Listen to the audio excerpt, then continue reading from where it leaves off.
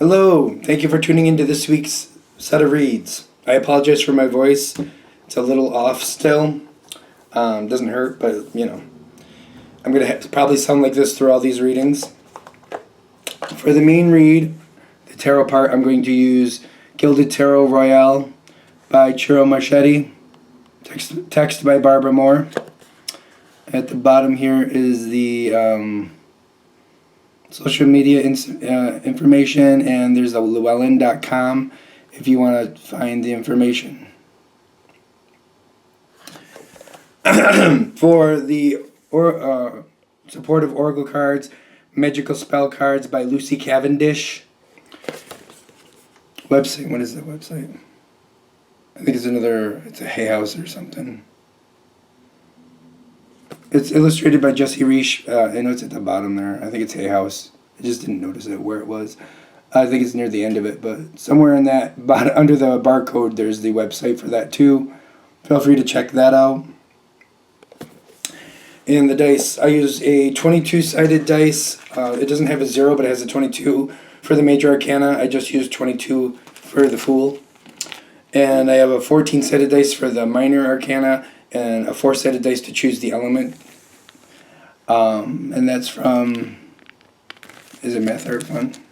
MathArtFun.com.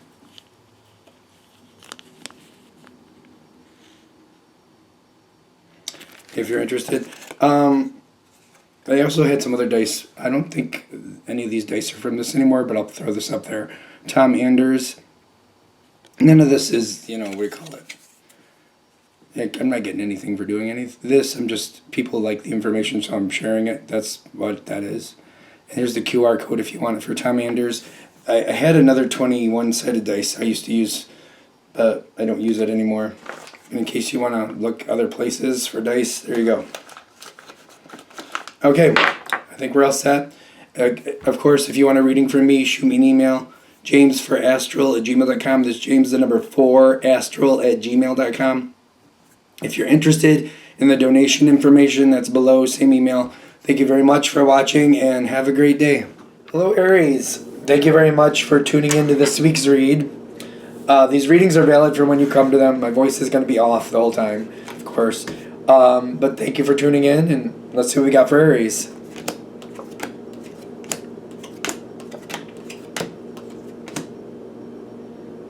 What is happening?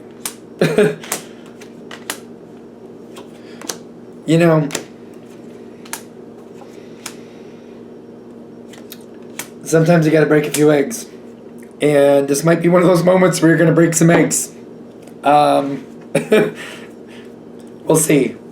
If this reading is hitting, it's already there. I really get that. I don't think you're creating it. I think it's just there. And when Aries is ready to deal with it, Aries is gonna deal with it. And that's how it's gonna go. If it's kind of like, I've had enough, then you've had enough, and this is just what's going to happen. That's just how it is. There's some energy with this one. There's some energy. I'm going to show you this. I don't feel like you're going to be afraid of it. There's conflict. There's going to be a lot of it. Aries, the way I understand Aries is kind of like, you know what, I'd rather fight it out and fix it than smile and nod and pretend it's okay. So I don't think this is going to scare you off in any sense. In fact, I feel like whatever this situation is, in the beginning, you're like, I don't know if I like this. But I don't know, I keep getting this feeling like, I feel like I'm getting the allure of the moon. I'm like, this is kind of fun, but I don't know if I like this.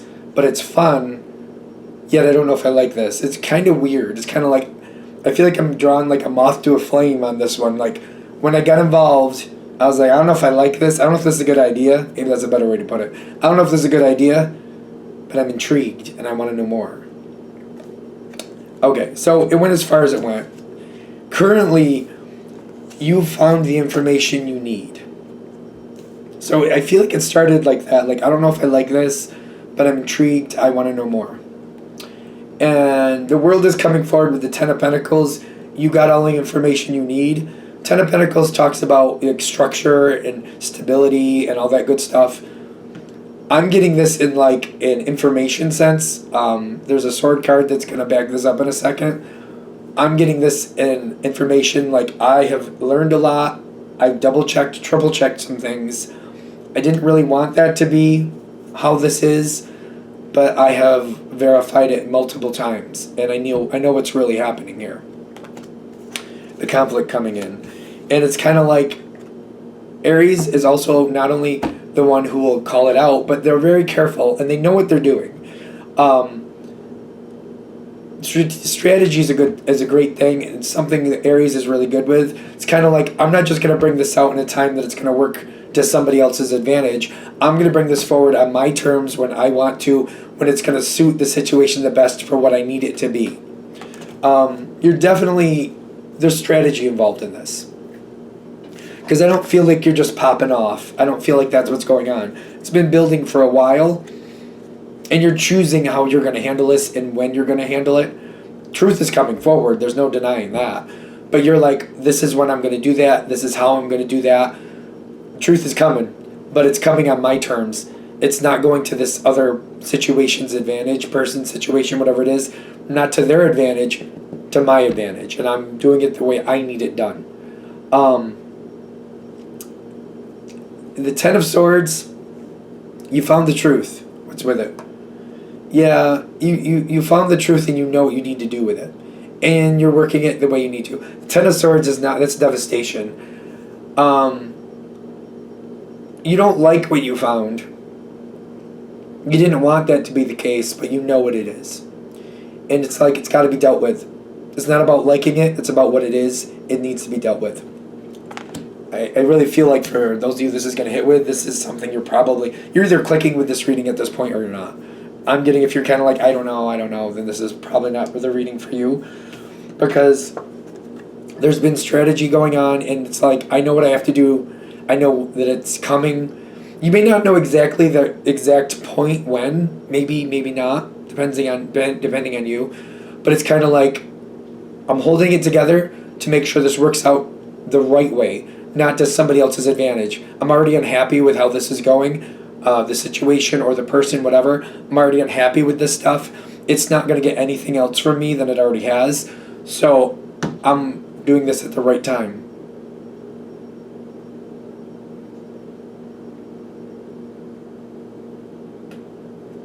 I keep getting like,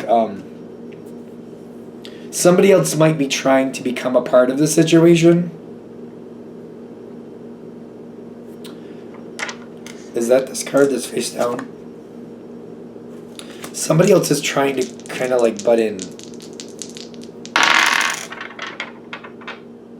Somebody who cares, that doesn't know what's going on. Okay. Somebody's trying to get involved. Somebody's trying to butt in a little bit. There's healing here.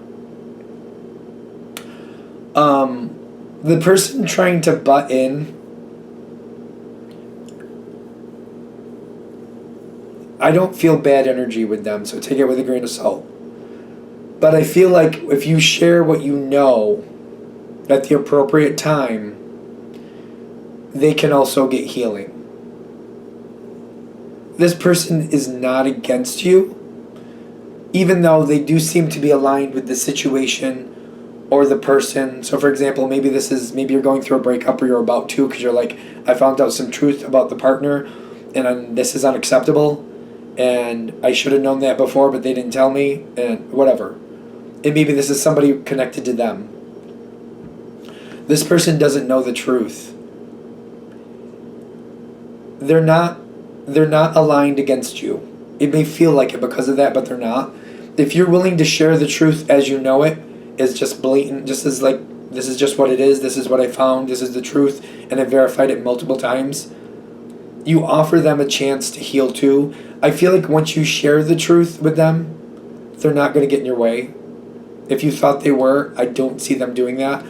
Because when you bring forward the truth, I feel like they knew something was wrong. They just didn't know exactly what it was. But when you share it, it offers them the possibility for truth, for healing. They don't understand what's really going on. They don't know what to do with it. I feel like they'll just get out of your way. All you have to do is share your truth with them, and I feel like they just kind of get out of your way with it. They're kind of like, they don't know what to do. There might be a little bit of a shell shock action. They may be a little shell shocked. They don't know what to do. They'll just get out of your way. You don't want to create bigger victims, because whatever's going on here, you shouldn't have to deal with it. Neither should anybody else. So I feel like they just get out of your way, and you're offering them a chance to do better. To have, well, when I say do better, it's kind of like, now that they have the information, do better kind of like they know what's really happening, and now they have new choices in front of them. Once that moment occurs, you're going to say what you need to say. I do feel that though, even though you're strategizing, it's kind of like the opportunity presents itself, and you just kind of, there it goes. It works to your advantage, but it's one of those things where, like, I don't have like a set date and time I'm going to do it, but I'm waiting for certain things to be in alignment. All of a sudden you're like, hey, this is taken care of, that's taken care of, that's good too, time to do it, and then you just do it.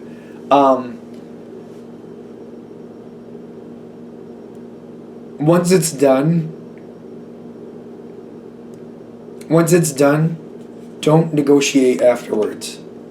Once you've said what you had to say, don't negotiate afterwards. It just brings more people in. It's going to be the same outcome either way, but it's going to drag people in that don't need to be dragged in. Don't negotiate, just make your decision, and then move forward with what you've already decided. You know what you want, you know where you're going, you know where this is going to end up. Just hyper-focus on that, ignore the rest, and get done what you need to get done. Don't negotiate with other people. Only that one person, and I feel like you might even go to this one person before you have your moment, before you say what you need to say, before you do what you need to do. But don't negotiate with everybody. Don't let other people think that there's something like there's some type of negotiability. Like, I feel like that might be why you want to do that. Kind of like, I don't want them to think there's negotiability. That's why I want to kind of confront them and say, listen, this is my decision. I'm done. That's that. Don't even bother with it. Let them figure it out on their own. Don't go forward and try to put out all these little fires. Let that just worry on its own. Just hyper-focus on where you need to be. Get your stuff done. Don't talk to people you don't need to talk to. It's not going to work to your advantage. Whatever this situation is, especially if you just focus, like, the moment comes forward, you let the cat out of the bag, then just like, this is what I'm doing, just focus on where you need to be, not talking to these other people. I feel like if you're going to warn this person, whoever this is, or you're going to share the truth with this person, I feel like you're going to do it before this moment, then move on from it. I don't know. I feel like I'm confused about this person. Like, when does this happen? There's just one person I feel like might get in your way. I feel like this is going to be before the moment is that you're going to kind of like give them a heads up about what's going on. It's up to you. I don't know. It's something, I don't know. I think it depends on your situation when that, because I guess it technically could happen after. Maybe this is the one person you need to share that information with, but it's only one. So, like, all the little people who, like, you know, want to know what's going on, why this, do you have to do this, don't do that. Those people know. But there might be one person that it makes a difference. I don't know. You'll know who that is if that matters for you. I'm going to leave it there. After this is all said and done, and it might take a while, you got the 10 of Swords being released. And then you got the Strength card showing up. You will come out the other side of this stronger.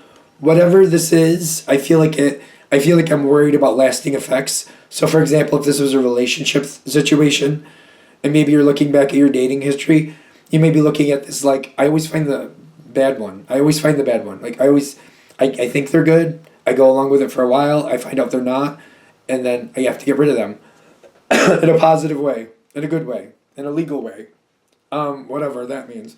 But it's kind of like there's this moment where, like, am I just never going to find the right one? A good one? A good one?